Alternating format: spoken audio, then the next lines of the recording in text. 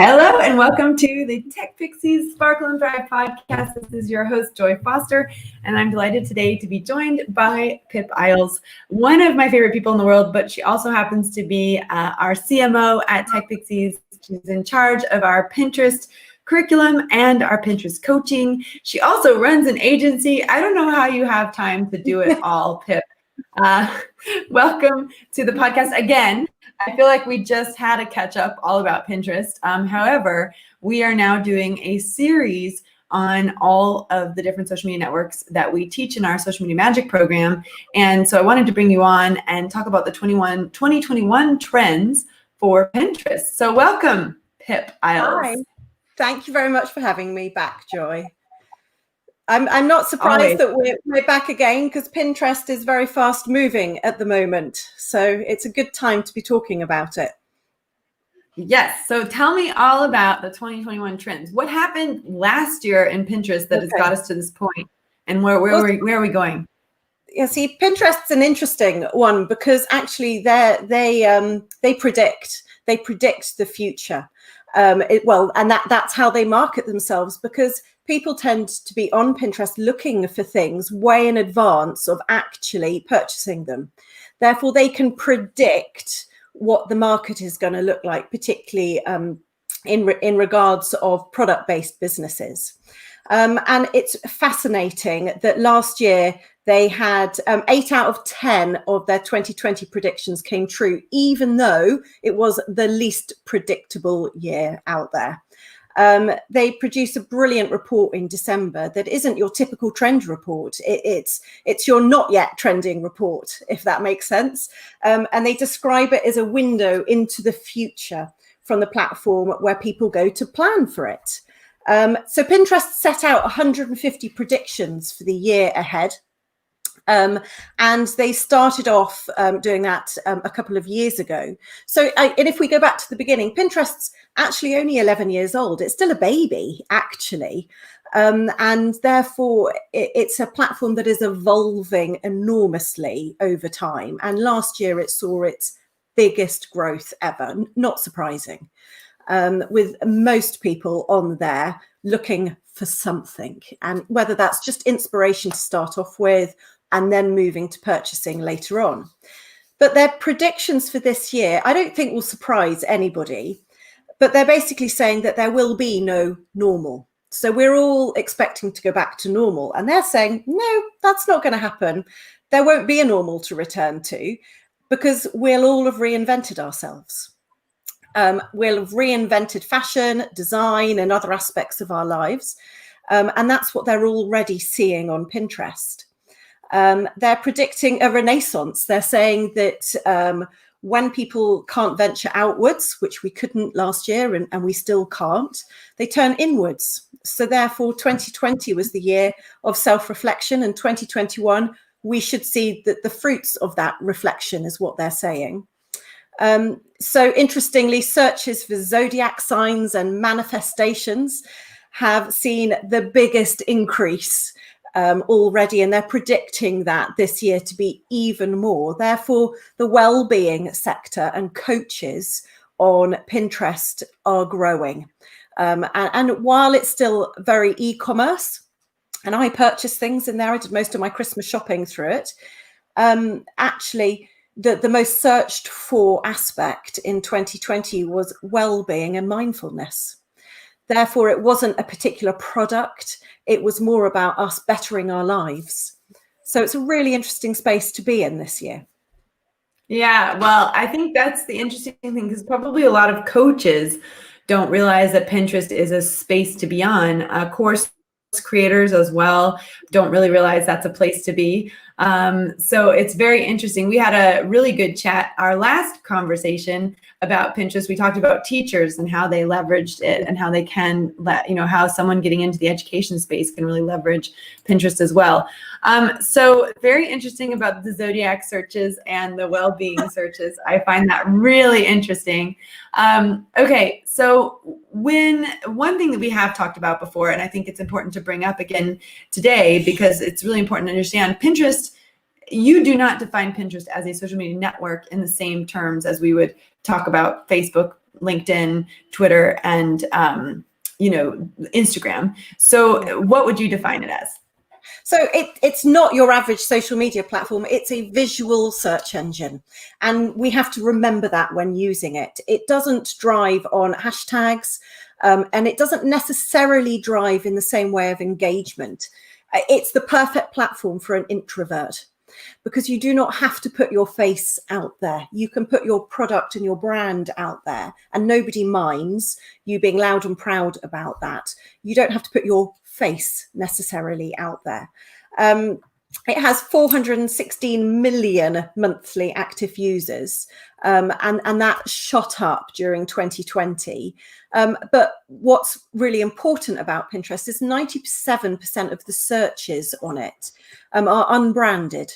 Therefore, as a platform, the smaller niche businesses can really thrive on there. And that's really important for particularly us in the Tech Pixies world, when often we're starting out and we're building our own businesses. And actually, it's not, I think we're going to see it even more this year, that Pinterest have tagged the saying about within finances that CEO is the new DIY. In other words, people are going to be wanting to run their own businesses and wanting to bolster their finances, because actually careers and jobs are not as secure as they used to be. And Pinterest has an enormous aspect of being able to support that, because it's where people go to solve problems. Therefore, popular searches are at the end of the tax year. How do you file a tax return? As equally looking for Christmas gifts and Valentine's gifts already. And it's all about your future planning on there. So it's a great space to be for that. Yeah, well, I think one of the most impressive features of Pinterest, which is why in many ways I think it trumps Instagram when talking about driving traffic to a website, particularly if you're not yet in a place where you have something to sell, but you do have, I'm thinking of an interior designer who's got a blog post who then pins, she does a blog post about, a certain color of cushion. Then she does, she pins that image and links it back to that blog post. And even if she doesn't yet have something to sell, ideally she wants to sell the cushion, but let's say she doesn't sell the cushion yet, she's driving traffic back to her website. And then let's say that same interior designer has a way of capturing email addresses on her blog so that people can then subscribe to her blog and get all the latest updates. Well, she's driven traffic from Pinterest to her blog. People like what's on the blog, they subscribe to her blog, and she starts to build up her email following. And that's something that we talk about a lot at Tech Pixies, that it's important to not only build up your social media following, but convert that social media following into an email following, and then email your list every single week.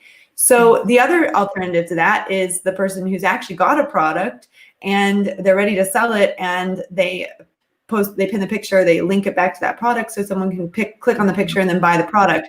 I think the worst experience that I ever have with Pinterest is seeing something that I like, clicking on it, and then not getting to actually buy the thing that is being advertised in the pin. And that really drives me nuts. How do people check that their pins are working and keep that clean and up to date so they don't lose traffic? That is so important, which is why the management of your Pinterest account and how strategic you are with that is key to its success. It isn't a matter of pinning 50 times a day. And I think there's lots of misconceptions about Pinterest, that it's hugely time consuming and you have to pin. Actually, that's not the case. What you want to be doing is sharing really high quality content, whether that is driving traffic towards a blog, which then encourages somebody to enter into your mailing list, or is looking for a particular product. And again, signing up to your mailing list to get 10% off or an offer. And what you want to do is make sure that every single destination link works. It is absolutely key. And if you aren't using that link anymore, you need to archive the pin so that nobody stumbles across it. Otherwise, exactly as you have said, you have a bad customer journey and they're not going to come back to you again. Well, we have someone watching live right now, and of course you might be listening to this on replay on the podcast, but Rosalind says, not being able to buy what you see happens to me all the time. So tell me about this. Do you have to archive it, or can you just edit it and change the link? Is that possible? You can, depending on which pins that you have, you can edit the links, but most people tend to archive them and repin, because what you want to have is fresh content, and Pinterest is going to always prioritize fresh new pins, not your old ones necessarily. But tell me about the life of the. Oh, sorry. No, go on. I was just gonna say, tell me about the life of a pin. Like how long can it last? So a pin can last for months, for years, indefinitely. But going back to the link example, for example, on an account that is running traffic towards a sign up for a course, and you might change the URL link for that. Well, you need to think about that to start off with, because that URL link could be open cart, but also the same link can be used when you are building your waiting list. Therefore, that pin is always going to work. And the reason why I'd never recommend and go back to change those URLs is you are pinning on average between 30 and 50 pins per week. Therefore, that's an enormous task to go back and edit a vast quantity of pins. Therefore, make sure you use destination links that are not going to break and that you are going to always use. You need to be strategic from the beginning to the end. If you use WordPress, you can use a plugin that redirects links. So, the good news is, and that's something we've learned, the worst thing you can have is a broken link on your website. And if you do change the links for some reason, which does happen, you can change the links, then you do want to have some kind of a redirect system so that, it will redirect properly. But that's some great advice though. So is it worth having a spreadsheet where you've got a list of all the pins you're creating and the links that they're linked to, so that you can cross-check? The best thing to do is you have to be very strategic. And so Pinterest is a really creative place, and that's really why I came to it in the first place. But actually behind the scenes, you need to be very organized and actually very data driven. Therefore, to run a spreadsheet with which content are you picking, what is your story behind that content, what is the link that you are linking to, and what are the images you are going to be using, because you don't want to keep reusing the same time after time again, because it gives the pinners a poor experience. So you need to make sure that you're constantly being up to date with that and keeping a record. You think that you'll remember, but a month later you have no memory of what you were pinning and what your strategy was. So you need to keep a very a consistent log about what you are doing with that. And particularly even more so if you're a product based, how many times have you pinned about that product? And actually most product websites just, using the same links, or it links back to the main home page, the main shopping page. So the links don't need to be altered. But it's about consistently updating what you have all the time with your pins.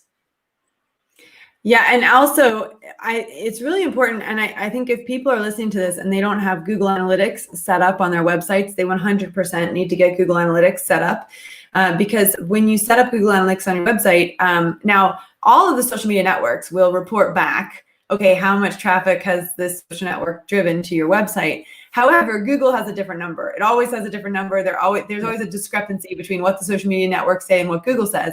But it's good to know both numbers, and it's really good to know what Google says is driving traffic to your website from a social standpoint. And I know that we've seen, because of the work that you've done with Pinterest for Tech Pixies, we've seen that's taken over as one of the most popular ways to get to our website now is through Pinterest, which I find fascinating.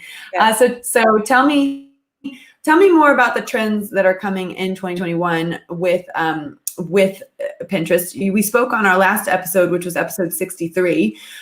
We spoke about being able to to try on virtual lipstick. There's other things, the virtual reality side of things. So I know there's other things in the works, like Pinterest ads. So can you tell us a little bit more about that? Of course. So I think we've got three things that we're waiting for with bated breath. So the first thing is the virtual reality aspect of it. They haven't announced anything extra yet, but we know that that's in the workings. But America and Canada have access to story pins. And the applications for that in the UK are now open. Now, there's a story behind that, because story pins actually first came out to the UK users, and then it was glitchy, so they stopped it. They sorted out the glitches, and then they thought they'd try them on the American market. They now have them working. So we're going to have access to that soon, and they're very similar, we understand, to using Instagram stories. So we're excited about that.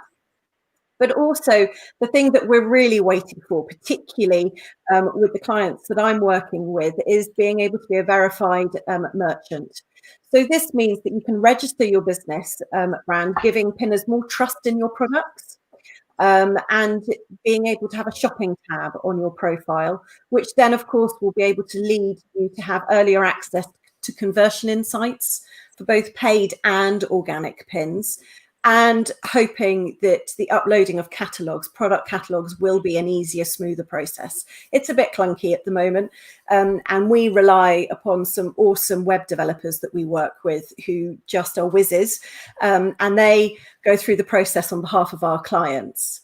The growth of ads, it's going to be a really interesting space, particularly with Apple's iOS 14 release updates announcing changes that are going to affect how we receive and process conversion events. So Facebook Pixel works in a very similar way to the Pinterest tag.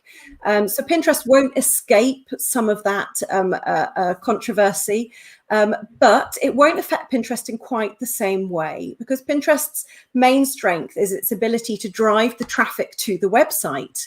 Therefore, if the website is configured properly, it will be able to capture email addresses. So therefore, the ads world of Pinterest is growing at a pace. And if we have any Americans listening to us, they'd all be saying, well, we've been on it for years. We don't understand why you haven't been using it. So we're still very green in the UK. It's fairly new, but it works in a very similar way to Facebook. So we install our Pinterest tag. And at the moment, it's not as complicated as Facebook ads management, which is joy to many people's ears. Its platform isn't as intuitive, but this isn't a negative. It just makes it simpler to navigate. So traffic and awareness and conversion campaigns can all be run. And we can build audiences on Pinterest in exactly the same way as you can on Facebook. The joy of it is being able to build your funnel. And I know that we talked about this back in episode 63. So being able to look after your customer from the very beginning, when they just might show that little inkling of interest to you, all the way through to the end of actually becoming a loyal customer.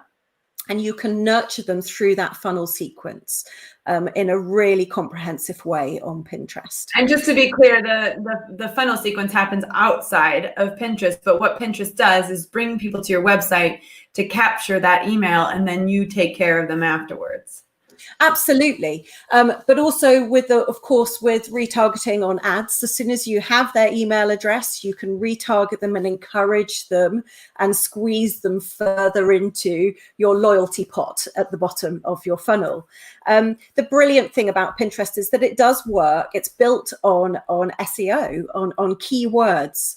So, which is really unique to Pinterest due to it being the visual search engine.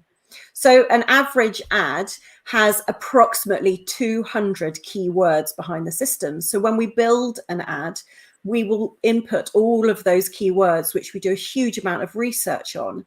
And it's not as overwhelming as it sounds, because there's many tricks and tips to get those keywords and work out what is best. I suppose it's a little bit like having a really good hashtag strategy. You use those keywords and refine them further and further to find your audience. And the joy of it is that you can be encouraged to have a digital portfolio. And the approach to build your email lists is absolutely enormous. And it's a slow burn. And I think that if everybody can appreciate that, it's not going to happen overnight. You can't just spend a couple of £100 on an ad and suddenly you've got 1,000 on your email list. That won't work. That won't happen. But if you invest in it for 6 months to 12 months, it will be your biggest driver forever, because those pins never die. It's not like a Facebook ad, which when you no longer have that ad running live, people can't see it. Your pin is there forever, and they will be able to keep interacting with it. So it will continue to drive traffic for you for free. So but tell you've me given. what, oops, sorry.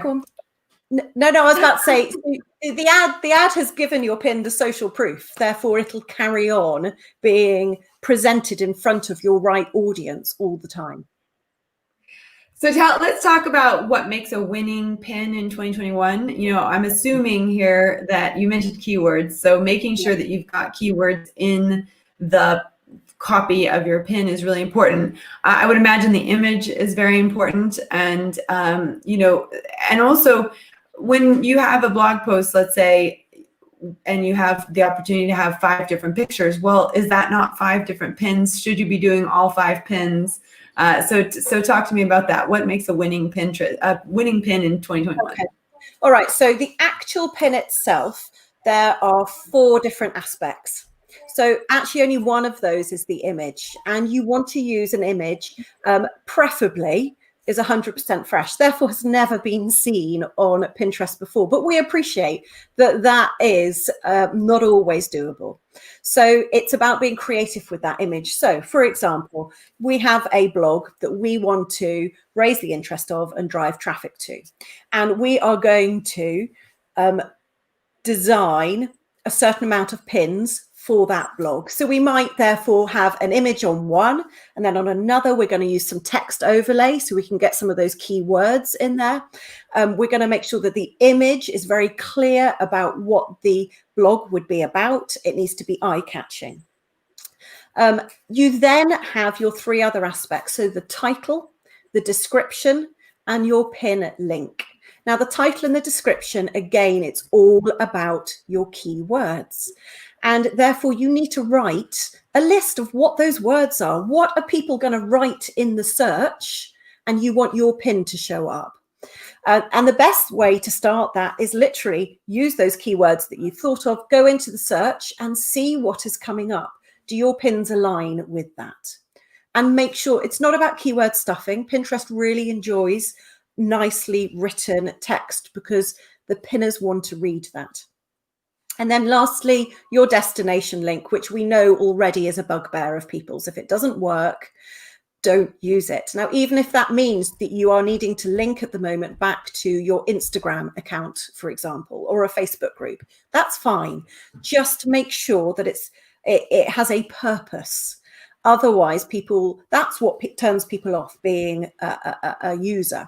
Therefore, make sure that those are really, really good destinations. And also, if they are on a website, you want to make sure that you've claimed your website so that Pinterest can read between your website and your account. And then hopefully you'll get the followers through that as well. They'll go, oh, that's good content. I want to know more about these people. They'll either follow you or they'll sign up for your email list. Or, of course, they'll see another pin of yours in the future and they'll engage with that one. So those are the key things, really. I've always said that you can run a really successful account on 5 pins a day. Not everybody agrees with me on that. It used to be 50 a day, and I think that's absurd.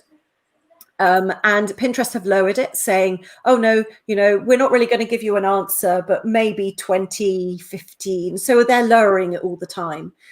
My theory that has always worked is if you have high quality content, and you make as many fresh pins as possible, 5 a day consistently is perfect.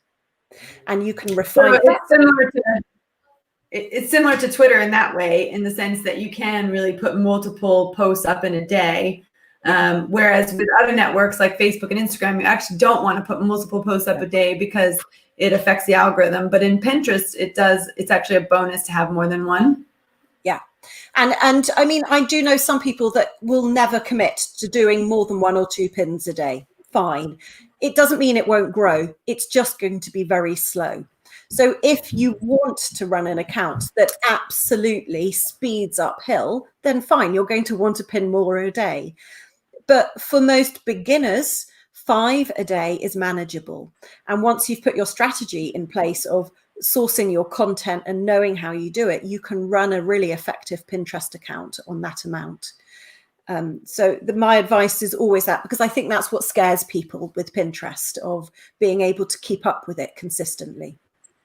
Would you say it's better, and I think I know the answer to this, but I want to hear it from the Pinterest expert.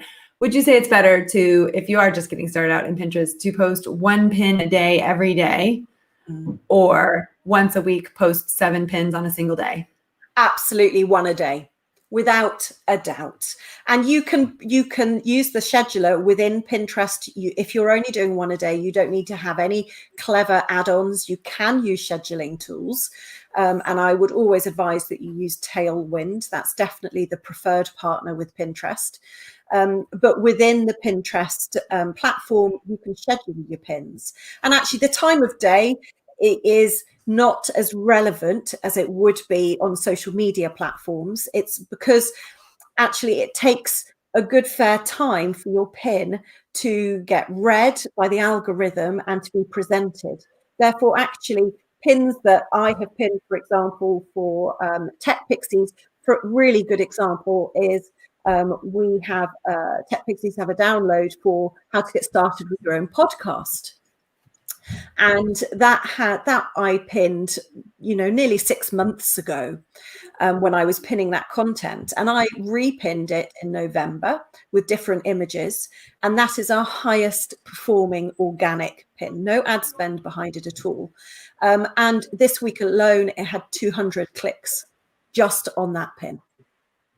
Wow. So that just goes to show the trends of what people are looking for. And if we circle back to what kind of things are we looking for on Pinterest for this year as pinners, the entrepreneurial bolstering is going to be key. People are wanting to find other outlets of finances. Therefore, setting up and running your own podcast, we all know that that's a really good way of getting your business and your brand out there and meeting interesting people. So it's interesting to see that that's the pin that is being downloaded and looked at the most. Yeah, it is really interesting because we do have a podcast guide. So if anyone wants to learn about getting a podcast up and running, basically what I did was I just wrote down every step as I was creating our podcast, which now has hit #1 in the UK for marketing twice in 2020. And we have regular downloads every single week. And we're one of the top 50 marketing podcasts in the UK on a regular basis now. I will say one thing, the UK is opening up their eyes to the power of podcasts. And of course, we film our podcast live like we're doing right now. And of course, if you're listening to this on the podcast, you're listening on the replay. But we film it live on our social media channels on Facebook and also now pushing through live to YouTube. And then we put it on to our actual podcast. And so people can choose whether they want to watch it and participate live with us or they want to listen to it. And I will say, in our Social Supercharge free training program, that's one of the things we talk about is that podcasts go a long way. So does live video. And it's still in 2021, no one could predict that this year was going to be the way it is. But we know live video and live sound, and obviously with Clubhouse being introduced now, which is basically live sound, you've got the ability now to reach people digitally that in a way that you never could before, and in a way you never needed to before. But now you have to. The only way I can actually physically be in the same room with you is on the Zoom room or on a StreamYard or on YouTube. So that's just the way it goes. I think we've got more used to being online live like this, haven't we? A year ago. We were doing it for business fine remotely, but I don't think it was as commonplace, and I really enjoy watching podcasts. It's really good. It's the most interaction we're going to get at the moment. Well, and also, think about it. You're in Cornwall. I'm in Oxford. To actually do a podcast in person, one of the two of us has to travel quite a distance. And, we can't obviously do it right now, but even in real life, if you travel to me or I travel to you just to do this half-hour piece in person, that's an 8-hour round trip. So it's one of those things where actually the ability to use technology and to get on with things, even despite what's going on, actually creates some efficiencies that maybe we wouldn't have experienced otherwise. So we've got some, for those of you who have been listening live, we always open up at the end to questions. And we've got some questions, and I'm sure the people listening on the podcast will enjoy these questions as well. So we'll go ahead and keep it in on the podcast. But one of the first questions that came in is from Catherine Lindsay. She says, did Pinterest change the layout of boards on a business account last year? So now on a business account I run, you can just see all the pins, or does it just need reorganizing? Do you know how to answer that question? Yeah, they did. At the end of the summer, they, like all of these platforms, you wake up one morning and everything's shifted on one account and another account still looks the same. They did change the layout of the boards. What you have now on your boards, and I'll give you the exact wording, they have created and saved. So created pins are all of your pins that you have created and scheduled. And then the saved, you have an all pins section where every single pin that you've ever pinned is in there. And then you should be able to see the front of all of your boards and the pins within them. So you shouldn't need to reorganize it. You should just remember that there are two buttons now, created and saved. And I'm so used to it, I can't remember what the old ones were. But yes, it has changed, I'm afraid. Okay, super. And then another question that's come in is, does Hootsuite work well for Pinterest? I'm afraid I don't know the answer to that question. You'll have to try it. I have tried some other platforms with scheduling to Pinterest. And I will be honest that they have not worked as well.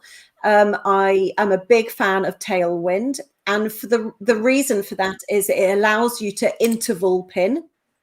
So when you get more experienced with Pinterest, if you're not a beginner, you will know that you can. So for example, say I pin fresh content, new content today, I might ask Tailwind to repin that, but to a different board in a month or 6 months time. So I start to build more and more pins over time going onto my boards because I want to put it back out there again. So you might want to check if Hootsuite does that. Otherwise, have a go is my best answer. Well, Catherine says, thank you to answering her question. She said that was brilliant. Okay, let's talk to Elaine. So Elaine's just joined us. She said, is a pin a share? I'm not quite sure what she means by that. So a pin is the actual image, okay? So the rectangular image, that is called a pin. And when you pin something of your own content, that's the first time it's ever been seen. Somebody can repin that. And when they repin that, they are going to pin it to one of their own boards, which means that they are saving it to come back to later. So that's called a repin. So I hope that that explains your question. So a pin should be the first pin ever.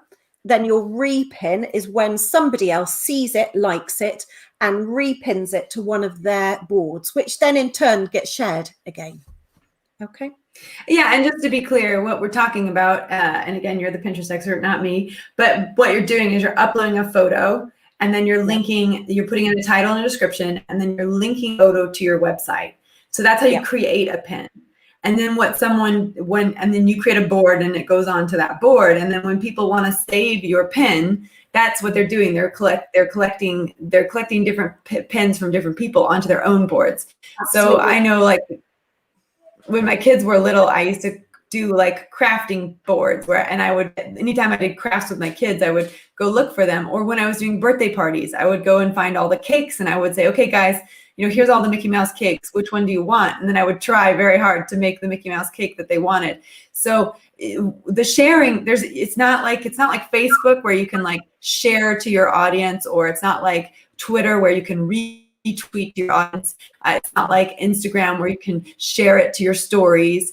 And it's not like LinkedIn where you can share it to your feed. But what you're doing is when you put a pin out, people who are searching for that thing can then add it to their boards. Is that correct? Absolutely, that's correct. And the other way that your content can be shared is, say you have a website with a blog, and you've installed the Pin It application on it. Say I come across your website and I am reading your blog and I want to save that blog. I can pin it to one of my Pinterest boards. So therefore your content's being pinned by somebody else. But you have no control over that. But all publicity is good publicity. So you want to encourage that if you have a website. Okay, but that's a great point, Pip, because if other people are pinning your content, right, it's really your job to make sure that your links don't break. Because that could be why a lot of the Pinterest links don't end up breaking, is because people are pinning stuff that's there that they don't own, and then you can't claim it. And then if you change something, yeah. So making sure you've got really good redirects when you change your website is very important. Definitely.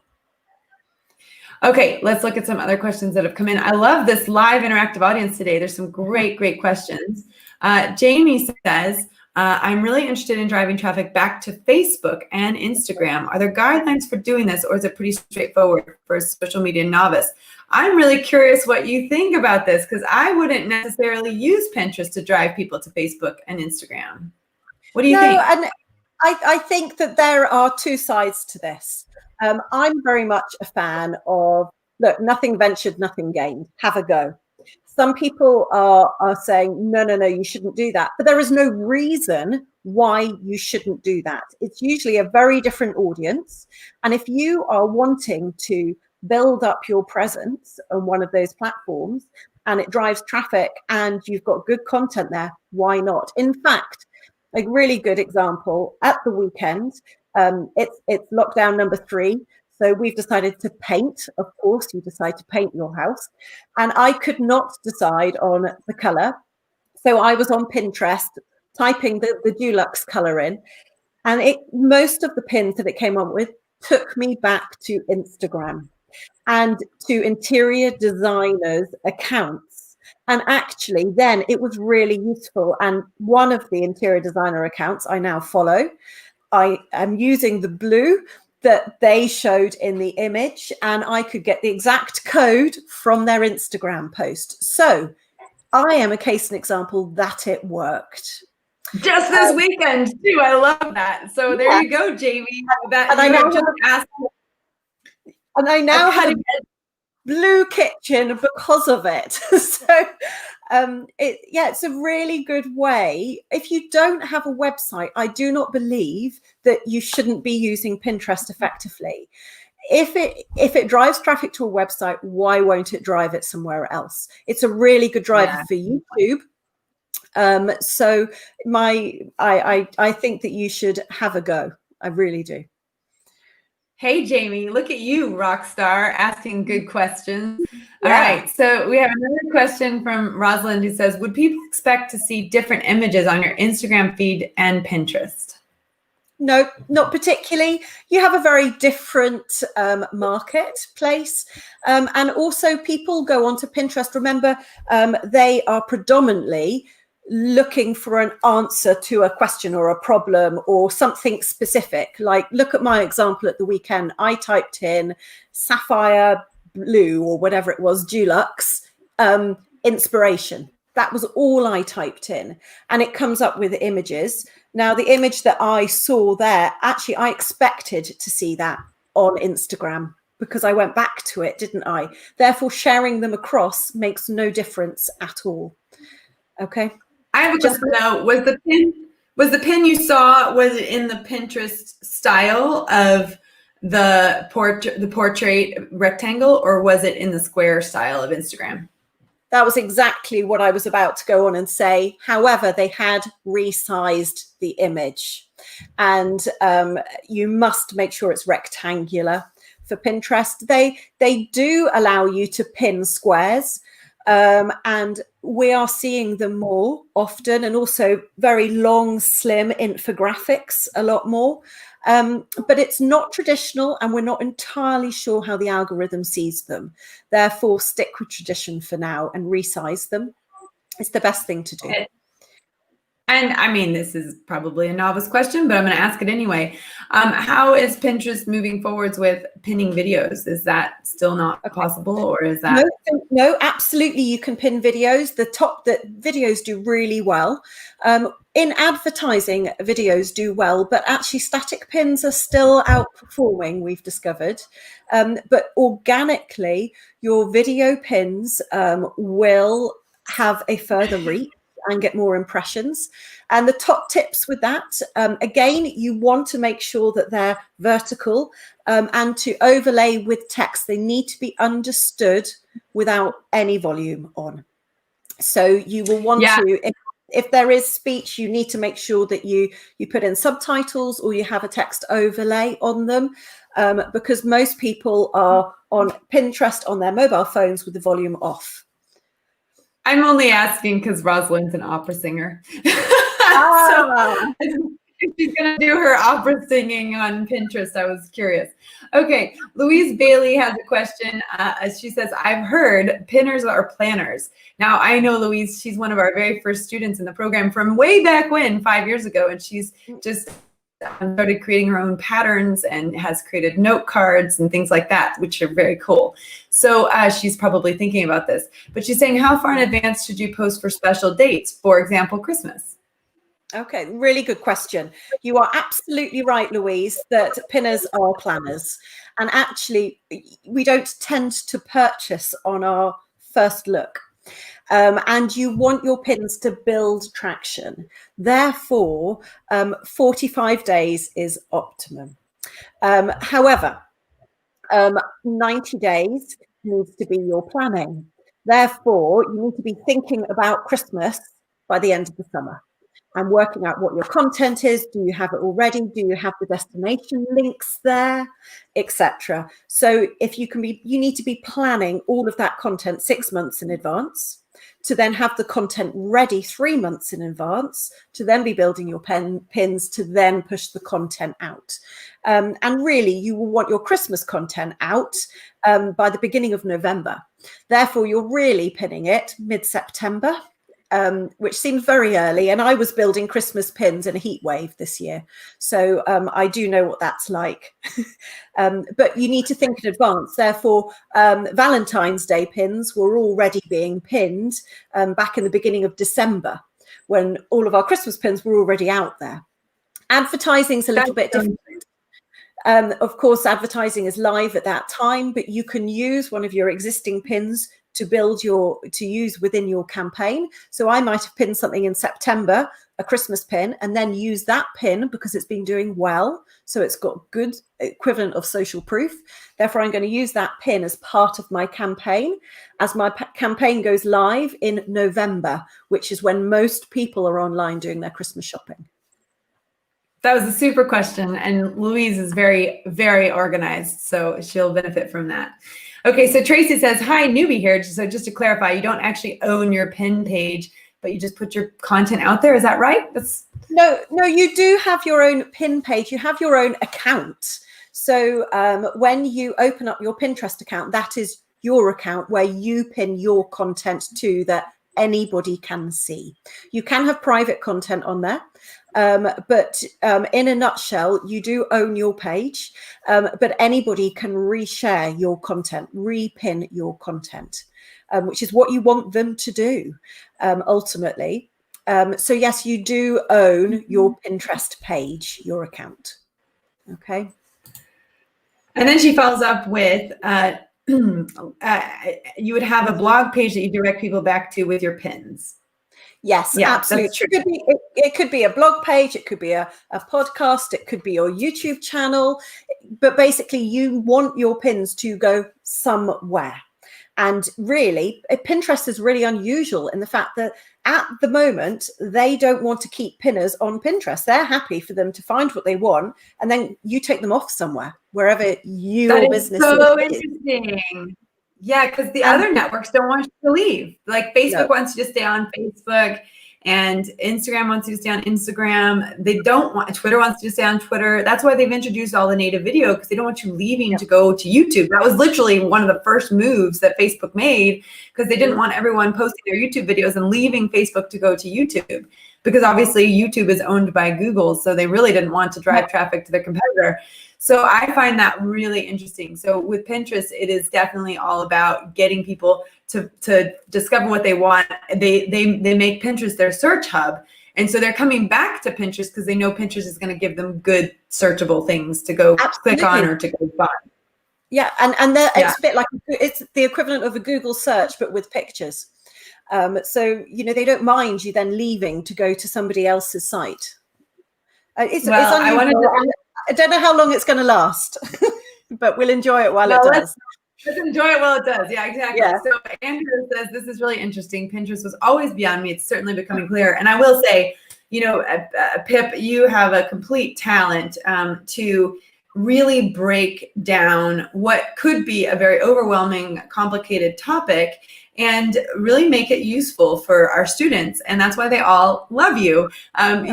You're our highest rated social media coach. And I think one of the reasons, you know, we do a survey at the end and we ask people, you know, at the end of each of our coaching sessions. And, you know, I think part of the reason people love the way that you teach is because you really break things down. Now, to be fair, you've been a teacher for quite a few decades and you've got some major experience in really being able to convey what you need to convey to your students. But I have to say, it's one of the things I love about you and one of the reasons that I'm so thrilled that you're our Pinterest coach.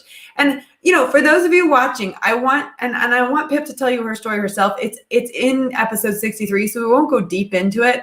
But one of the things that you need to know is that Pip always used Pinterest, but never knew how to leverage Pinterest. And she did the Tech Pixies course. And at the time she did the Tech Pixies course, we didn't teach Pinterest. And I had kept promising everyone, we will teach it. We'll teach it. We'll teach Pinterest. One day we will teach Pinterest. And Pip reached out to me and she said, I'm really interested in Pinterest. You know, can I put together, you know, can I put it together a module for you? And at the time I was not able to figure it out myself. I always liked figuring it out myself, and she seemed really capable. So I said, absolutely. And that became this wonderful partnership where not only did she go out and, you know, create the Pinterest module, but she now coaches the Pinterest model and she now leads our social media team. So Pip, I mean, just so that people know, you really didn't know how to use Pinterest or leverage Pinterest as a business owner until very recently. No, absolutely. I used it as a pinner. Therefore, I was the other side of the fence. I was on there finding inspiration and mainly cooing over other teachers' awesome classrooms and their displays that I never ever did in the same way. And I taught secondary school, and I think that go back to the beginning about saying that I'm clear in what I teach. That's very kind of you. But actually, I don't think it's about clarity of teaching. I think that it's reassuring anybody that is learning and starting out that you don't know what you don't know. So don't worry about it. Trust the teacher that they will give it to you in the bite-sized chunks that you need. Follow what they give you. And by the end, all the bits of the jigsaw will fall into place. Because Pinterest is complicated for some reason. But it's not once you know what you are doing. And if you take it in bite-sized chunks. So the first thing to do, get an account and just look at what other people are doing. Write a list of your keywords, type them in, see what people are doing, create one pin and set yourself a target of just doing 1 or 2 pins a week. And then saying, okay, next month, I'm going to try and do a pin per day. And you build it up really, really gently. And I think that the problem is that people assume that they're going to suddenly be able to do it. And therefore, with my teaching background, coming to it from a business point of view, that's how I tackled it. And I needed something to get my teeth into. And I knew that I loved being on there because I'm an extrovert, if you see what I mean. I come across as being very confident, but actually it takes an awful lot of effort. And I'm fine in front of a classroom of teenagers, but, you know, in front of lots and lots of people, it can be really intimidating. Therefore, I enjoyed Pinterest because I could kind of hide behind it. And I could be anybody, and I'm just looking at beautiful images, putting nice copy together and pinning it. It's wonderful. So then understanding how that slotted into a business, if I'm on there as a user so regularly, where does the making money bit come from? And that was like a light bulb moment for me of the fact that it is a glorious place to be. I mean, I think 90% of Pinterest users, both business-wise and pinners, say that it is a positive platform to be on. There's no nastiness. People are just getting on there doing their jobs, either looking and buying or producing things for people to buy. Therefore, it's a really nice partnership. And if there's one bit of advice I can give anybody that's starting out with Pinterest is don't listen to any of the negatives. Don't listen to the, you've got to do this X times a day. It's really complicated. It doesn't need to be complicated. And you can do it all in your own time because it's a slow burn and it's not public. Therefore, no one on Pinterest knows what I look like. Nobody knows that I'm at my desk working in my pajamas. Yes, it's not the social network where you're doing selfies, right? I mean, that's not what Pinterest is about. So no. I love that. There's one last question, if you'll indulge us, because I think this is important. It's from one of our students who has a duck company, from Karen. So Karen says, my pins are all based on my duck products, which she does rubber ducks. So should I be doing anything different? Any thoughts on that? Karen, the best thing that you can do is you need your product pins. Now, this is when I end up scaring people with Pinterest because I'm going to talk about rich pins, which means that it pulls extra information from your website to Pinterest, but you have to put a bit of coding onto your website. So that's when people are a bit like, oh, but it's... That won't scare Karen, because I know Karen. She's a bit of a tech geek, so she'll be fine. You need to validate your rich pins. So Karen, if you want to know how to do that, please do reach out to me. You know how to do that because you're in the Tech Pixie community. But if you validate your rich pins, it'll pull information through to your pin. So when you use that destination URL link, it gives the Pinterest bot more information to read. And then you want to pin your product images. If you have the energy, you should write an awesome blog. It would be so good. And I can imagine that you would be able to write it in a really, really funny way. And you have lots of us with lots and lots of duck puns, which will be able to help you out. You know that. I bet, like, you could do a blog post about the best duck jokes. And then you could just do pins with each of the duck jokes where you do the question, but you don't get the answer. You have to click on the pin to get to the answer to all the duck jokes, right? So you could just do, like, you could have a blog post that just has, 12 different top duck, and they're all duck related, right? And I think that's the thing is, like, when you're really passionate about something like rubber ducks or, whatever you're super, super passionate about, there's so many fun angles you can go with. And so, having some content that's non-salesy, that's tied into the topic that you love, might also go a long way to getting people to, go to your website. So, I know a lot of people, I'm not suggesting, I used to be an archer, right, in the archery world. And I know a lot of people who enjoy duck hunting. And I'm not advocating for it, but I am saying there will be places in the world where you can go for duck hunting retreats and things like that. And just having places where you have a list of, when I was first in blogging, one of the things I learned was just creating lists is really important. Here are, like, when I lived in Lucerne and I wrote a blog called Living in Lucerne, I used to do things like, here are all of the English-speaking pediatricians in Lucerne, and I would give a list of all the English-speaking pediatricians because we were living as expats in a Swiss-German speaking area.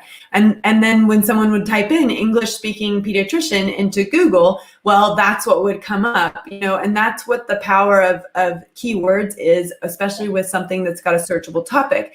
So with the topic of ducks, if you can think about all the different things people search for when they're searching around ducks, That's where you create blog content that's edutainment, so educational and entertaining, edutaining. And that's how you can create content that people want to go through. And do you know what? At the end of the day, it's about trial and error, isn't it, Pip? It's about just saying, okay, we don't know if this is going to work or not, but we're just going to try it. And that's absolutely right. With all of your content, you need to pick half a dozen bits of content. So that could be a blog post, a product, etc., and just get pins out there and see which one resonates the most, which one is searched for the most. But in regards of the amount of different businesses there are, they're within the Pinterest predictions for 2021, if I just read out some of their really little bits that they've said, just because I really love the way that they've worded it as well. So well-being, so the well-being sector, manifesting is going to be the new nesting, which I think is great. Travel, parking space is the new personal space. In other words, being a nomad in your own car, van, etc. Food and drink, kitchen is the new Michelin, bland is banned. Hobbies and interests, globe crafting is the new globe trotting. And parenting, which I thought was really, really important. Heart schooling is the new home schooling. And I think that just sums up the incredible space that Pinterest is. It's got a real heart in it, in that it does want to help people and it wants to make its content useful. And it is trying to clamp down on those useless links and people repinning the same thing. And I think that we're going to see it grow more and more and more over the course of this year. It's going to be really exciting to be part of. Well, and we're really excited that you are on our team, that you are in charge of our Pinterest module and all the coaching around it. So if you are interested in working with Pip more, of course, we have the Social Media Supercharge free training program that you can join throughout the year. And that leads to our Social Media Magic 90-day transformational program. And we have a Pinterest module on there, as well as a Facebook, Instagram, LinkedIn, Twitter, and strategy module, which Pip's also helped me quite a lot getting that all organized. And one of the other things that we've introduced, which Pip has led up and it has been amazing, is working with our life coach, Teresa, to create a new life coaching toolkit. So when I started Tech Pixies 5 years ago, I worked with Jess Rogers, and she's an amazing coach, and she'll be on the podcast soon as we reflect back on when we started it, literally almost 6 years ago. But one of the things that we started with on the life coaching toolkit was a very simple kind of, here's your first step, here's your second step, and here's your third step. And as we've been working with women for over 5 years now, we have learned that different social media networks trigger different emotional hurdles that you've got to overcome in order to use those networks. And so we've come up with 12 different topics. We paired them with the networks. And I don't know, Pip, do you remember what the two that we've paired with Pinterest are off the top of your head? I think it's values is one of them, which is really good because of you being able to present yourself as you are on there. And I'm afraid I can't remember the second one. That's all right. Don't worry. We've also got for LinkedIn, we talk about imposter syndrome. For Instagram, we talk about perfectionism. Facebook, we talk about overwhelm. So, we've really tied in different topics to those things. And so Pip's helped me really take that to the next level. And we've created this amazing life coaching toolkit that breaks down 12 different things that women have to overcome. Rejection, a cognitive bias, all these things. So really excited to be rolling that out, and really want to thank you for your work on that, because you and Teresa have done a tremendous amount of work on that. Of course, Colby in the background, who's our video editor and updates all of the modules for us. He's been a total superstar there, working with you guys as well. And I think it's just an opportunity to say that, if you want to get yourself sorted with Instagram, Facebook, Twitter, LinkedIn, Pinterest, if you want to understand the whole picture and figure out which one's best for you and gain your confidence across all of those networks, the Social Media Magic course is a great place to be. And so make sure you're checking out our website, techpix.com, to find out more about our free training program, Social Media Supercharge, which then leads into Social Media Magic. And of course, Pinterest ads. Pip's got a Pinterest ads course that she runs, which is a great follow-on from our Social Media Magic course if you decide Pinterest is the way that you want to go and you want to go deep. So you can follow her at The Social Giraffe, and you can see that the handle is there on the video if you're watching, and it's at The Social Giraffe if you are typing it in on your phone as you're listening to this. Well, Pip, thank you so much for your time. Thank you very much for having me, Joy. It's lovely to see you. And we'll see you probably in 10 episodes again if we keep our track record. I hope so. Nice to see you all, and thank you for all the great questions.